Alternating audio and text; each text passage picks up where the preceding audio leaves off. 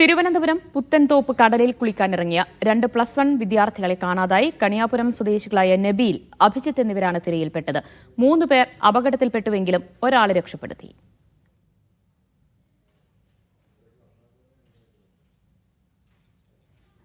വിവരങ്ങളുമായി മുഹമ്മദ് ഇസത്ത് സുൽഫിക്കർ ചേരുകയാണ്. മുഹമ്മദ്, എപ്പോഴായിരുന്നു ഈ അപകടം? ഇവരെ എപ്പോഴാണ് കാണാതായത്? എങ്ങനെ തെരച്ചിൽ പുരോഗമിക്കുന്നു? വൈകുന്നേരം 5 മണിയോടെ പുത്തൻതോപ്പ് കടലിലാണ് വിദ്യാർത്ഥികൾ കുളിക്കാനിറങ്ങിയത്. അതിൽ മൊത്തം 5 പേരടങ്ങുന്ന സംഘത്തിൽ 3 പേരെ ആദ്യം കാണാതായി. പിന്നീട് ആസിഫ് എന്ന് പറയുന്ന വിദ്യാർത്ഥിയെ രക്ഷപ്പെടുത്തുകയാണ് ഉണ്ടായത്. ഇപ്പോഴും നബീൽ, അഭിജിത്ത് എന്ന് പറയുന്ന 2 വിദ്യാർത്ഥികൾക്കായി തിരച്ചിൽ നടത്തിക്കൊണ്ടിരിക്കുകയാണ്.